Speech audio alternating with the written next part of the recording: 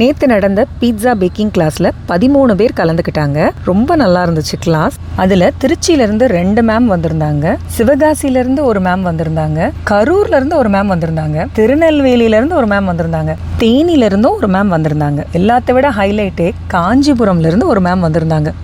நானே பிரமிச்சு போயிட்டேன், எப்படிராப்பா இவ்வளோ தூரத்துலேருந்து வராங்கன்னு. ரொம்ப ரொம்ப தேங்க்ஸ் மேம், ரொம்ப சந்தோஷம். இவ்வளோ தூரம் எனக்காக மெனக்கெட்டு என் மேலே நம்பிக்கை வச்சு இவ்வளோ தூரம் ட்ராவல் பண்ணிட்டு வர்றதெல்லாம் பெரிய விஷயம் மேம். ரொம்ப தேங்க்ஸ். அண்ட் உண்மையிலே இதுக்கு நான் வர்த்ஃபுல்லாக இருப்பேன். கண்டிப்பாக பேக்கிங்கில் எனக்கு இருக்க நாலேஜை மொத்தமும் உங்கள் கூட நிச்சயமாக ஷேர் பண்ணிப்பேன் மேம். என்கிட்ட நீங்கள் பழகிற கிளாஸ் கண்டிப்பாக உங்களுக்கு பலன் அளிக்கிறதா தான் இருக்கும்.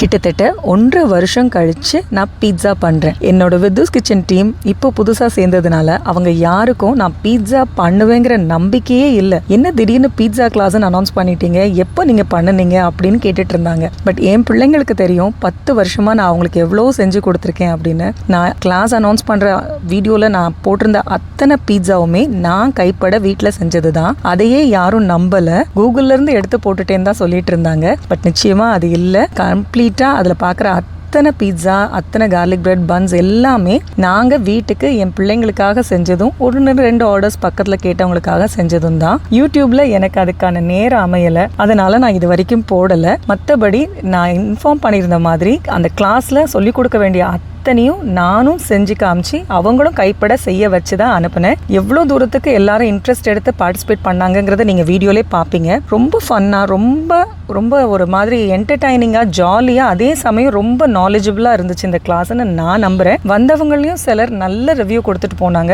ரொம்ப சந்தோஷமாக, ரொம்ப பிடிச்சிருக்கு கிளாஸ்ன்னு சொல்லிட்டு போனதே எனக்கு உண்மையிலே மகிழ்ச்சியாக இருந்தது. அவங்களோட ரிவ்யூவையும் நான் லாஸ்ட்டில் அட்டாச் பண்ணியிருக்கேன், பாருங்கள். Veg pizza, garlic bread, stuffed bun, focaccia bread, zingy parcel எல்லாமே செஞ்சு பார்த்துட்டோம். அது போக எக்ஸ்ட்ராவும் 5-6 ரெசிபிஸ் அவங்க கையில் கொடுத்துட்டேன். இன்ஸ்டன்ட் பீட்சா எப்படி செய்யணுங்கிறதையும் சொல்லி கொடுத்துருக்கேன். ஸோ எல்லாமே அவங்களுக்கு பயனுள்ளதாக இருந்திருக்கும் நான் நம்புகிறேன். கற்றுக்கிட்டு போனவங்க கண்டிப்பாக வீட்டில் ட்ரை பண்ணி பார்த்து எப்படி இருக்குன்னு எனக்கு ஃபோட்டோவோட ரிவ்யூ அனுப்புனாங்கன்னா நிச்சயமாக நான் ரொம்ப சந்தோஷப்படுவேன். வெயிட் பண்ணி பார்ப்போம் எத்தனை பேர் அனுப்புகிறாங்கன்னு. சரி, ஓகே. அப்புறம் நெக்ஸ்ட் வீக் வந்து மதுரையில் லோக்கல் ஹாலிடே, அதாவது சித்திரை திருவிழா ஸ்டார்ட் ஆயிடுச்சு. மீனாட்சி திருக்கல்யாணம் இருக்குது அடுத்த வியாழக்கிழமை. ஸோ அடுத்த வியாழக்கிழமை கிளாஸ் இருக்காது. அதுக்கு பதிலாக புதன்கிழமை இல்லைன்னா வெள்ளிக்கிழமை என்ன அப்படிங்கிறது நான் இன்னும் டிசைட் பண்ணலை. அதை டிசைட் பண்ணிட்டேன்னா நாளைக்கு கட்டாயம் நான் அனௌன்ஸ் பண்ணிடுறேன். கொஞ்சம் விசாரிச்சுட்டு இருக்கேன், அதை கேட்டுட்டு உங்களுக்கு இன்ஃபார்ம் பண்ணுறேன். அது என்ன கிளாஸ் அப்படிங்கிறதையும் நான் நாளைக்கு வீடியோவில் கண்டிப்பாக உங்களுக்கு சொல்லிடுறேன். கொஞ்சம் ப்ரையராக கன்ஃபார்ம் பண்ணிங்கன்னா உங்களோட கிளாஸ் புக்கிங்கு